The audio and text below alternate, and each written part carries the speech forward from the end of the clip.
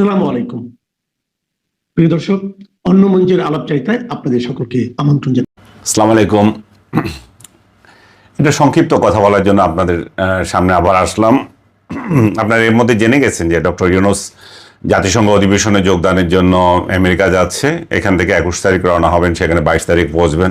তার সঙ্গে কারা যাচ্ছে এটা নিয়ে খুব একটা আলোচনা এর মধ্যে ছিল না। এর আগে উনি আমেরিকা গিয়েছেন জাতিসংঘ অধিবেশনে যোগ দেওয়ার জন্য গত বছর এই সেপ্টেম্বরে। এবার যাচ্ছেন জাতীয়তাবাদী দল বিএনপির মহাসচিব মির্জা ফখরুল ইসলাম আলমগীর, তার সঙ্গে যাচ্ছেন জামাতে ইসলামের নায়েবে আমির আবদুল্লাহ তাহের, যাচ্ছেন এনসিপির নেতা আক্তার, এরপরে যাচ্ছেন বিএনপির ভারপ্রাপ্ত চেয়ারম্যান তারেক রহমানের বিদেশ বিষয়ক উপদেষ্টা। সো এই যে চারজন কেন যাচ্ছে এটা নিয়ে নানা মুখরোচক আলোচনা চারিদিকে। যে সোশ্যাল মিডিয়ায় যে বয়ানটা সবচেয়ে বেশি আসতেছে সেগুলো নিয়ে আমি কথা বলি। প্রথম বয়ান হচ্ছে যে ফখরুলরা যাচ্ছেন মির্জা ডক্টর ইউনূসকে পাহারা দেওয়ার জন্য। ডক্টর ইউনূস যে ওইখানে যে প্রতিহিংসা বলবো কি এই শব্দটা, মানে না, অবশ্য প্রতিহিংসা না, ডক্টর ইউনূস যে সেখানে প্রতিরোধের সম্মুখীন হবেন, বিশেষ করে বিএনপির লোকজন যে ডক্টর ইউনূসের শাসন আমলেই বা অন্যান্য লোকজনও আওয়ামী লীগের প্রতি যেভাবে প্রদর্শন করছে আর কি, যেভাবে আওয়ামী লীগকে ট্রিট করছে, সেই আওয়ামী লীগ দেশে যখন নিষিদ্ধ, এক ধরনের তাদের কার্যক্রম নিষিদ্ধ, এই অবস্থায় তারা দেশের বাইরে বাইরে যেখানে ডক্টর ইউনূসের লোকজনকে পাচ্ছে সেখানে তারা নাজেহাল করছে। ডক্টর ইউনূস ওখানে যাচ্ছেন, আওয়ামী লীগ বৃহত্তর আকারে এবার আমেরিকাতে একটা তাকে নাজেহাল করার প্ল্যান করছে। তাহলে ডক্টর ইউনূসকে কি ওইখানে নাজেহালের থেকে মির্জা আলমগীর এবং আদার্স কি বডিগার্ড হিসেবে যাচ্ছেন? এই শব্দটা বারবার এখানে আলোচিত হচ্ছে। আমি ব্যক্তিগতভাবে মনে করছি যে এটা একটা সাধারণ যাওয়া। কারণ সাধারণ যাওয়া এই জন্যই যে জাতিসংঘে রাষ্ট্রপ্রধানই যোগ দেন, বিরোধী দলীয় নেতাদের, বিশেষ করে 3 দলের 3 সেকেন্ড ম্যানকে উনি নিয়ে যাচ্ছেন। সো এটা একটা ভালো লক্ষণ যে যেতেই পারেন তারা। বাংলাদেশে তো সরকার প্রধান হিসাবে উনি আর থাকছেন না, আগামীতে এরাই সরকার প্রধান হবে। ডক্টর ইউনূস কী করলেন না করলেন সেগুলো তারা দেখলো, একটা ইন্টারেকশন হলো, নিজেদের মধ্যেও একটা আন্তরিকতা বাড়লো, একসঙ্গে যাচ্ছে সবাই। কিন্তু মানুষ যেটাকে বাঁকা চোখে দেখছে সেটা হচ্ছে যে এরা কেন যাবে ডক্টর ইউনূসের সাথে, ডক্টর ইউনূস কেন তাদেরকে গার্ড হিসাবে নিয়ে যাচ্ছে। আমি গার্ড হিসাবে দেখতে চাই না এই জন্যই যে আমার ধারণা যে ডক্টর ইউনূসের বিরুদ্ধে যে প্রতিরোধ গড়ে তুলবে আওয়ামী লীগ, সেখানে যেহেতু তারা দেশের মধ্যে তারা কোনো কার্যক্রম করতে পারছেন না, বিদেশেই তারা সব সময় দেখছি যে প্রতিরোধ গড়ে তুলছে ডক্টর ইউনূসের যে সমস্ত লোকজন, এবং ওনার প্রতিও, বিশেষ করে লন্ডনে আমরা দেখেছি ওনার প্রতি খুব প্রকাশ করেছিল যখন উনি তারেক রহমানের সঙ্গে দেখা করতে গিয়েছিলেন, এবং উপদেষ্টা পরিষদের কিছু কিছু সদস্যদের বিরুদ্ধেও বিস্তর ক্ষোভ প্রকাশ করা হয়েছে, বিশেষ করে মাহফুজের বিরুদ্ধে লন্ডন, নিউ ইয়র্ক, 2 জায়গায় আমরা এই ধরনের ক্ষোভ দেখেছি। সো আমার ধারণা যেটা প্রতিবারই হয়ে থাকে, এটা যে নতুন করে হচ্ছে তা না। বেগম জিয়ার আমলে এবং শেখ হাসিনার আমলে আমরা এটা দেখেছি যে বিরোধী দলীয় নেতাকর্মীরা যারাই থাকে এই নিউ ইয়র্কে জাতিসংঘের সাধারণ পরিষদের অধিবেশনে ভাষণ দিতে গেলে সরকার প্রধানকে হেনস্থা করে এবং নানা ধরনের স্লোগান করে। সেটা যে জেএফকে থেকে শুরু হয়, এয়ারপোর্ট থেকে একেবারে জাতিসংঘ সদর দপ্তর পর্যন্ত এটা চলতেই থাকে। ডক্টর ইউনূস 10 দিনের জন্য সেখানে যাচ্ছেন। আমি জানি না কি কারণে এত ইম্পর্টেন্ট হয়ে গেল যে জাতিসংঘ সাধারণ পরিষদের এই অধিবেশন। আমি নিজে অধিবেশনে গিয়েছি, দেখেছি, ভিতরেও গিয়েছি। এগুলো এক ধরনের টকশো জাতীয় কিছু, বড় বড় বাকওয়াজ বক্তৃতা দিবে, সেখানে গিয়ে হ্যান করেছি ত্যান করেছি, আমরা ওই করব। এছাড়া এই জাতিসংঘের এই অধিবেশনের কোনো গুরুত্ব নেই। ইন্টারেকশন হয়, সাইড মিটিং কিছু হয়, সেখানে হয়তো কিছু আন্তরিকতা থাকে, সপ্তাহ যে থাকে তা নয়। হয়তো ডক্টর ইউনূসের সাথেও সেরকম একটা হবে। এবং বিশেষ করে মার্কিন প্রেসিডেন্ট একটা ভোট সভা দেন তার দেশে যারা যায় সবাইকে, তো সেই ভোট সভায় অংশ নেবেন, ছবি তুলবেন, চলে আসবেন। এবার জাতিসংঘের আরেকটা বিশেষ গুরুত্ব বাংলাদেশ দেখাচ্ছে যে রোহিঙ্গাদেরকে নিয়ে একটা মিটিং হবে জাতিসংঘ প্রথমবারের মতো নাকি, আমি জানি না এর আগে করেছে কিনা, আমার খেয়াল নাই। এই রোহিঙ্গাদের নিয়ে আলোচনা করবে এবং সেখানে বিশ্ব নেতারা কেউ কেউ থাকবেন। বাংলাদেশের জন্য এটা একটু সিগনিফিকেন্ট। ওকে, এবং এই জাতীয় অনুষ্ঠানে যদি আমাদের বিরোধী দল এবং সরকার দল সবাই একসঙ্গে পার্টিসিপেট করে দেখে, সেটা একটা ফলপ্রসূ।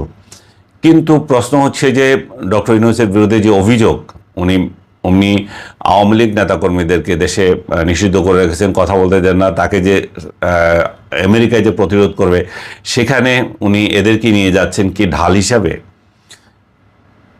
আমার যেটা মনে হচ্ছে যে ঢাল হিসাবে যদিও উনি নিয়ে যান, কিন্তু ঢাল হিসাবে নিয়ে যাওয়া মানে হচ্ছে কি, আওয়ামী লীগ যখন এই প্রতিরোধ করবে বিএনপিও কি তাহলে সেটা প্রতিহত করার জন্য দাঁড়াবে কিনা। গতবার আমরা দেখেছিলাম আওয়ামী লীগের পাশাপাশি তারাও প্রতিরোধ করার জন্য দাঁড়িয়েছিল এবং তারাও ভালো স্লোগান দিয়েছিল, সমাবেশ করেছিল।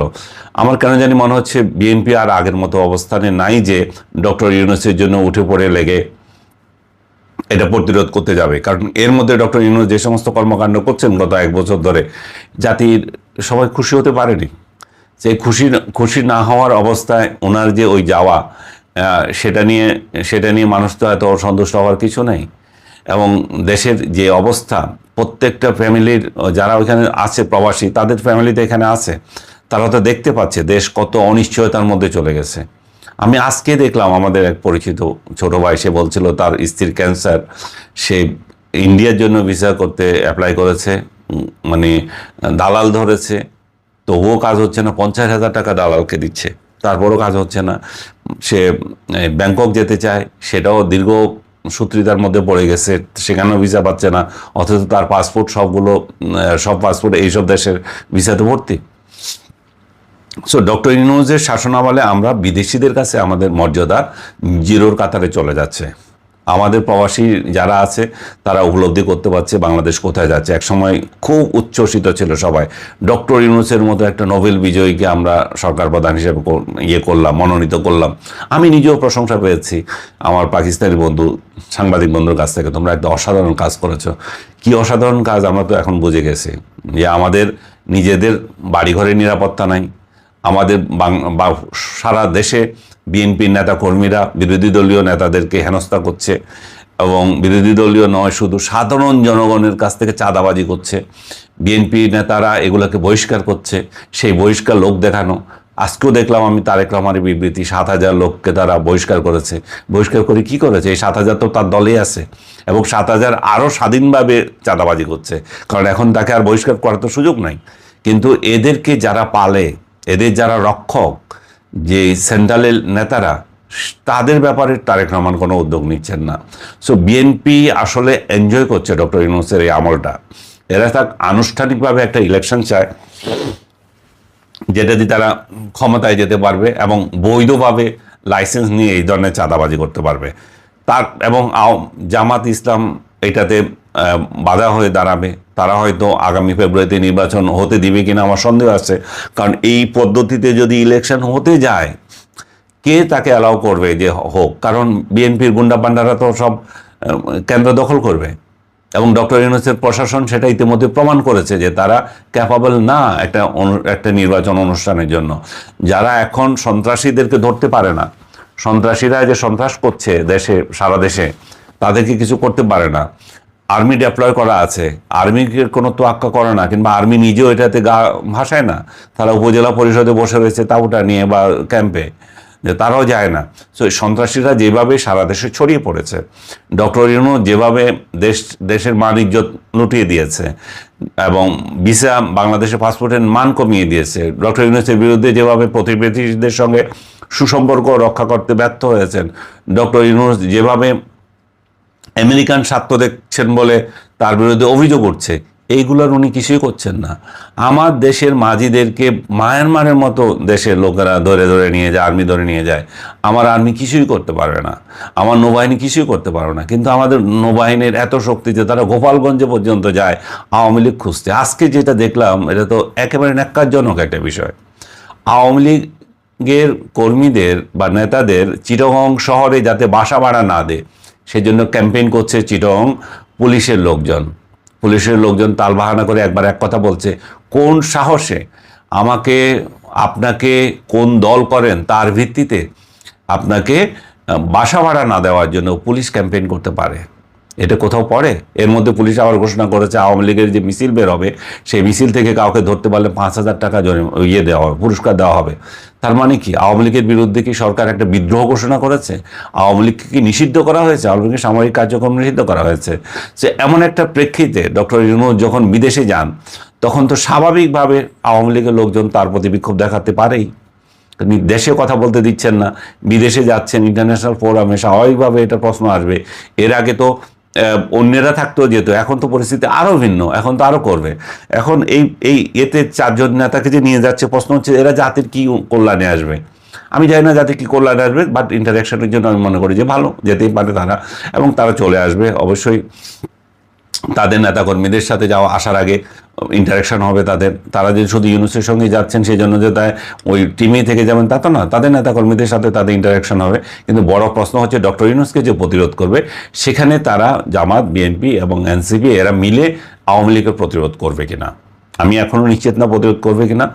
বাট সিচুয়েশন যেটা দেখা যাচ্ছে সেটাতে আমি মনে করছি যে ডক্টর ইউনূসকে রক্ষা করার জন্য তাদের কোনো ঠেকা তারা দেখাবে না।